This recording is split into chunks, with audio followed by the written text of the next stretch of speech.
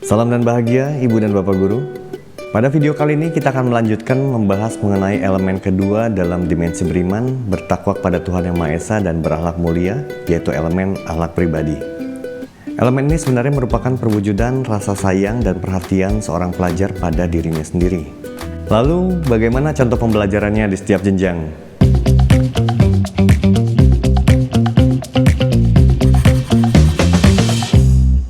Elemen akhlak pribadi terdiri dari dua subelemen utama, yaitu integritas dan merawat diri secara fisik, mental, dan spiritual. Sekarang, mari kita coba renungkan sejenak pembelajaran selama ini di kelas untuk subelemen integritas. Bagaimana ibu bapak menanamkan sikap integritas kepada murid? Bagaimana sikap ibu bapak jika ada murid yang berbuat salah, namun ia tidak berani mengakuinya? Apakah kita sudah memiliki dan menunjukkan sikap integritas selama ini? Integritas merupakan perwujudan rasa sayang, peduli, hormat, dan menghargai diri sendiri. Pelajar yang memiliki integritas menampilkan tindakan yang konsisten dengan apa yang dipikirkan dan dikatakan. Sikap jujur, adil, rendah hati ditunjukkan bukan karena pengaruh orang lain, namun karena menjaga kehormatan dirinya. Dengan begitu, ia akan konsisten mempertahankan integritasnya dalam konteks apapun. Selain itu, ia selalu berupaya meluangkan waktu untuk introspeksi diri agar menjadi pribadi yang lebih baik setiap harinya. Integritas terwujud dari pembiasaan, bukan hanya sekedar materi yang diajarkan dalam kelas. Lalu, seperti apa alur perkembangan sikap integritas pada setiap jenjang? Jenjang PAUD adalah tahap awal dalam memulai penerapan integritas ini. Murid mulai dibiasakan bersikap jujur dan berani menyampaikan kebenaran atau fakta. Kebiasaan ini kemudian dikuatkan pada jenjang SD. Murid mulai bisa merasakan pentingnya kebiasaan tersebut dan juga memahami konsekuensi positif dari kebiasaan tersebut untuk dirinya sendiri. Pada jenjang SMP, kebiasaan ini kembali dikuatkan agar tertanam dengan konsisten pada murid. Murid pun naik tingkat dalam memahami konsekuensi dari sikap integritas ini, yaitu memahami konsekuensi positif dari tindakan integritasnya tidak hanya untuk dirinya, namun juga untuk orang lain. Pada jenjang SMA, murid sudah memahami sekaligus menjadikan aturan agama, sosial, dan nilai-nilai kemanusiaan sebagai bahan integral dirinya, sehingga ia bisa menerapkannya secara bijak dan kontekstual. Dalam pembelajaran subelemen ini wajib diterapkan pada seluruh mata pelajaran, proyek maupun ekstrakurikuler, karena ini adalah bentuk sikap sehari-hari murid dalam interaksi apapun. Pada topik disiplin positif, ibu dan bapak guru belajar tentang restitusi dan keyakinan kelas. Disiplin positif adalah salah satu contoh penerapan subelemen ini.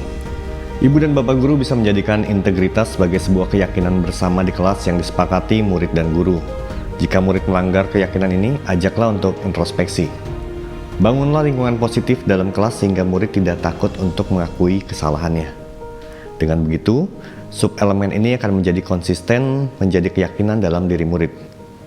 Ibu dan Bapak Guru, sekarang mari kita bahas subelemen kedua, yaitu tentang merawat diri secara fisik, mental, dan spiritual.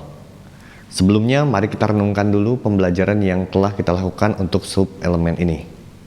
Apakah selama ini kita sudah mengajarkan murid untuk merawat diri dengan seimbang dari segi fisik, mental, dan spiritual? Sudahkah ibu bapak merawat diri sendiri secara seimbang? Merawat diri adalah perwujudan rasa sayang dan perhatian seorang pelajar pada dirinya sendiri. Seperti apa alur perkembangan sikap integritas pada setiap jenjang? Sama seperti sebelumnya, jenjang PAUD adalah fase dimulainya kebiasaan sebagai fondasi. Murid PAUD dibiasakan untuk membersihkan, merawat tubuh, serta menjaga kesehatan dan keselamatan diri dalam semua aktivitas kesehariannya. Di jenjang SD, fondasi ini dikuatkan menjadi sebuah rutinitas sehari-hari yang dijalankan dengan mandiri dan disiplin. Murid belajar untuk menjadikan merawat diri dan menjaga kesehatan sebagai bagian dari kesehariannya yang dilakukan dengan konsisten, juga melalui ragam aktivitas fisik, sosial, dan ibadah. Sehingga di akhir jenjang SD, murid diharapkan dapat memperhatikan kesehatannya secara seimbang dengan melakukan ketiga aktivitas tersebut. Pada jenjang SMP, selain memperhatikan, murid juga belajar untuk menyeimbangkan ketiganya, serta mengidentifikasi mengapa kesehatan fisik, mental, dan spiritual penting untuk dijaga. Dan di jenjang SMA atau SMK, murid diharapkan sudah melakukan aktivitas fisik, sosial, dan ibadah secara seimbang dengan inisiatif mandiri. Dalam pembelajaran, penerapan sub-elemen ini dapat diterapkan melalui pembiasaan rutinitas sederhana di kelas. Misal mencuci tangan, masuk kelas dalam keadaan diri rapi dan bersih, dan sebagainya. Juga melalui program sekolah seperti program kantin sehat, membawa bekal sehat, program UKS, dan lain-lain. Mata pelajaran agama atau kepercayaan, PJOK, IPA, IPS pun berperan dalam menumbuhkan sub-elemen ini.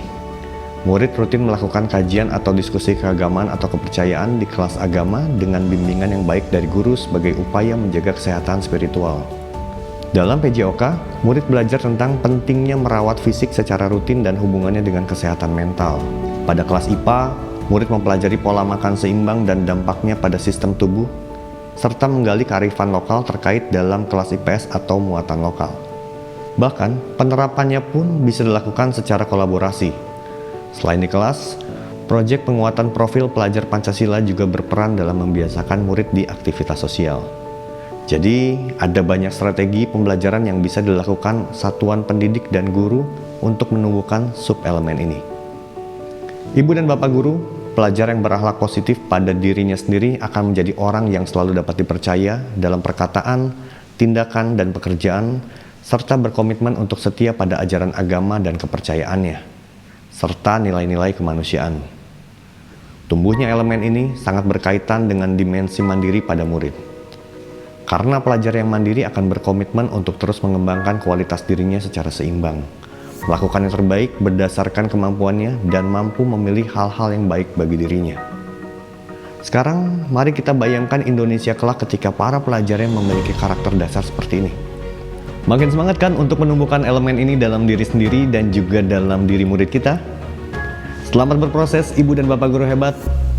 Salam dan bahagia.